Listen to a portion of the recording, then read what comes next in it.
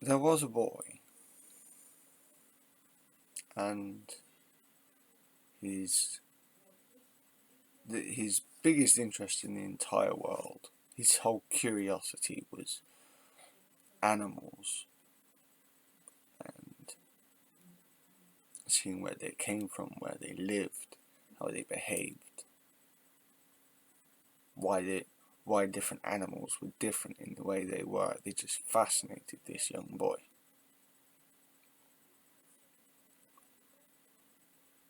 And as he grows, he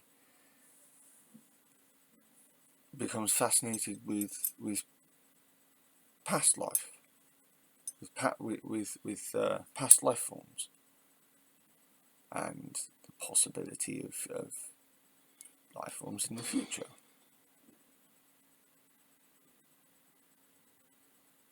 The young man, sorry, the boy sees animals and dinosaurs everywhere he goes in his head. And after a while, he begins to see other things amongst all of this. One of these great discoveries is he recognizes a span of time, especially when it concerns the dinosaurs. So the young boy goes from seeing the world in seconds and minutes and hours and in days. Yes, older he begins to think of things in years. But even from a young age, he's able to start recognizing a larger span of time than he should technically be able to comprehend, given he'd never be able to live so long. For example, he loves his dinosaurs, so 66 million years. To go back to the big dinosaurs. Biggest dinosaur that's around today is the ostrich.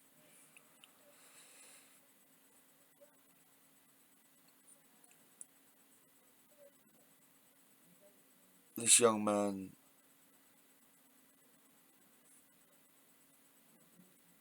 is very interested in history. He starts off with animals, and he's forever interested in animals and dinosaurs. But being open to, because of the dinosaur thing, being open to the span of time. And a small part of him gets interested in the small part that humans take up. The couple of million years that we've been around. He sees just how small that fraction, that from the beginning till now, that small fraction. And he thinks, well,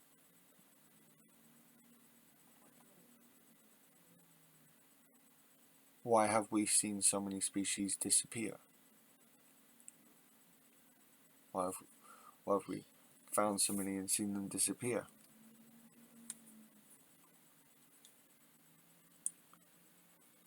The young man sees that humans are a major factor in this, not only through hunting, overhunting, but through their own wars, through their own technological advances.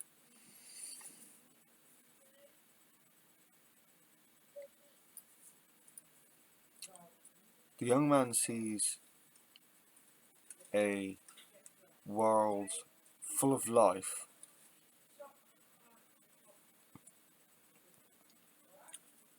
and is surrounded by people who don't appreciate, and surrounded by other people who don't actually appreciate that.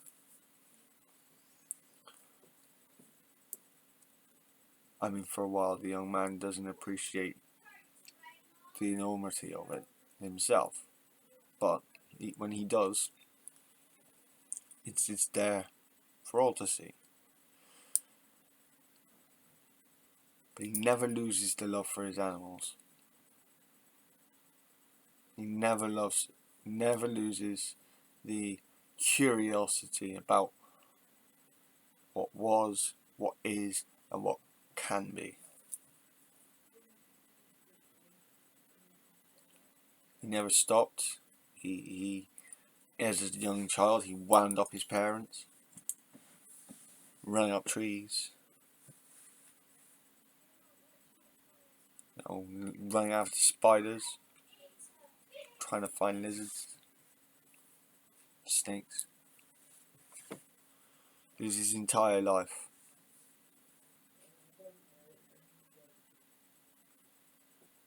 Knowing that with his whole world focused on the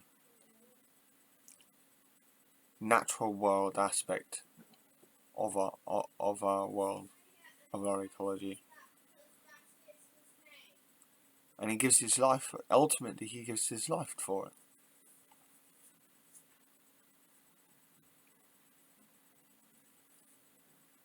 But he never regretted a day of it, because for him, all of life was a giant ball of curious stuff to see.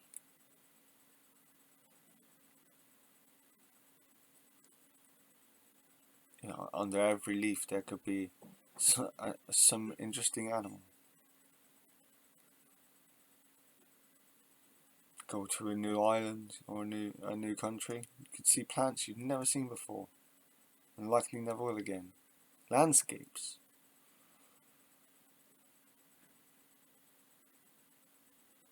And because of his utter enthusiasm for the world around him, he becomes well known and well loved,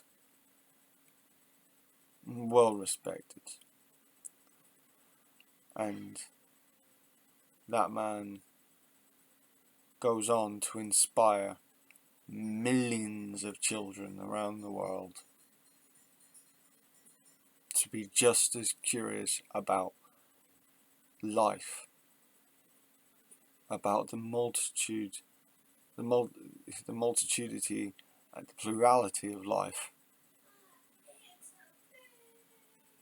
the variety of life, just on this planet, let alone on other planets.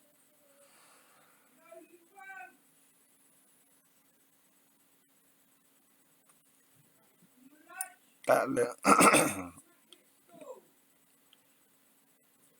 not get it out. There are people out there who value what ought to be valued. That's my younger brother not wanting to eat his breakfast in the morning. Kids for you. But anyway,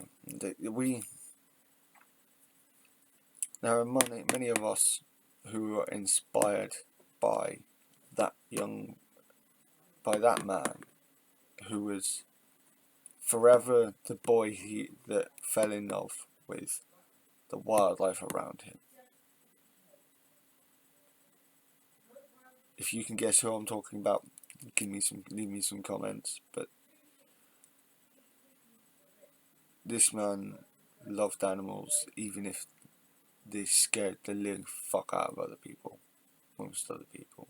But this man recognized that they were just as beautiful as the rest of life. But maybe flies, just because personal thing. But this is the thing we need to recognize about our world. It's changing, and the types of life that we see living around us are beginning to evolve and change because of the changing world. I'd love for that man to have still been here to see how life adapts.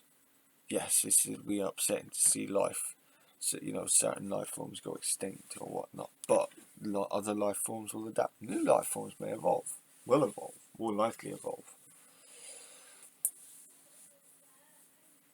And these men like that ought to be looked at really as heroes.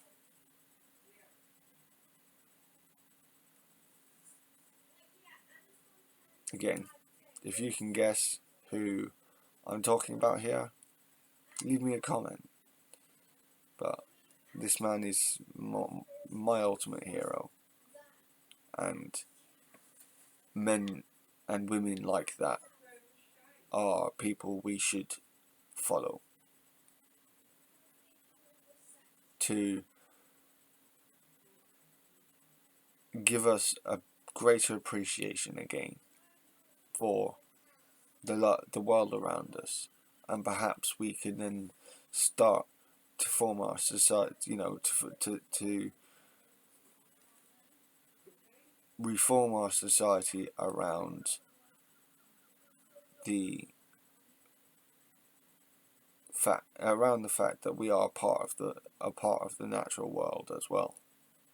We might try to build up our big towns and cities and with all these domiciles, but we are all part of this world along with the rest of the natural kingdom. We are ultimately animals. Are we, little girlie?